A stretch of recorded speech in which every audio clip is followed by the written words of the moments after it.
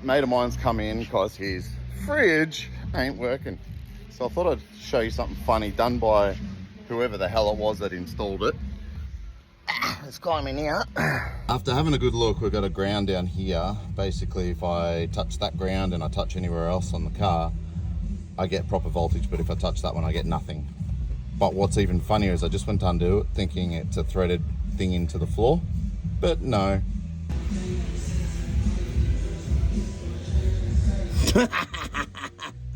If you're gonna do that, which you shouldn't do that, use stainless, because seriously, that's pretty bad. So not only does it go rusty and cause a bad connection, but if you look at the chassis ram, you can see it's been dripping rust onto it, and I would hate to think of what the floor looks like under there. It's just creating and promoting rust as well, not just a bad connection. So we've got this all nice and clean now, really shiny. So what I would do in this case, normally I wouldn't do this, but it's because the hole's already there. But I would put the bolt and the washer on. Preferably put a spring washer on now as well. Yeah, one hand is fun, isn't it?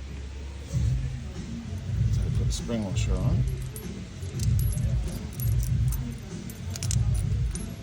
And then we're going to put a nut on it. And what that does is by putting the nut on here, that cable cannot come loose because it was actually loose as well as rusted. So the one nut up the top was not good enough, or down the bottom, whichever way it was. So back in a sec. That's it done now. So now I'll put one more washer, and I'll actually put some silicone around here. So when that goes up into the floor, it actually creates a seal.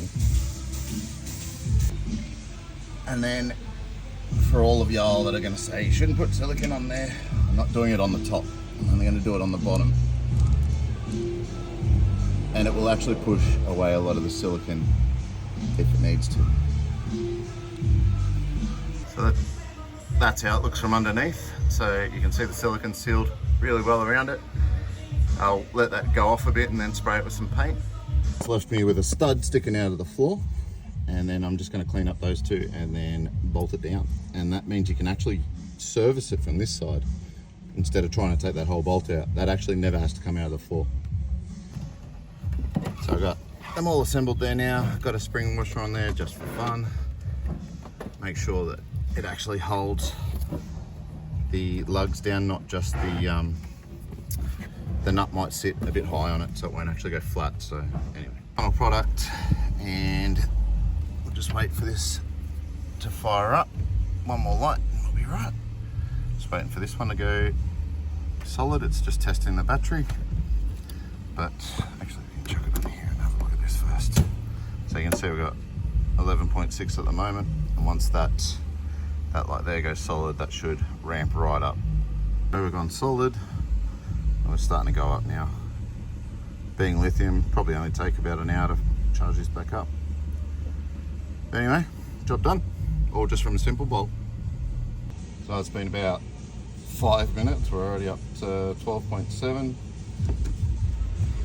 And then just with a little, we've got the fridge working now, but just a quick tip for people with fridges. So when it comes to fridges and you've got this setting, this means low battery protection. Medium battery protection, and then high battery protection. So on high, you would have that on your start battery. Medium, depending on what your batteries are actually like. And then low, if you really don't care if the battery goes flat, like a second battery in a car. And just chuck the clamp on there. And as you can see, we're smacking out about 50 amps. So I'd say we're good to go.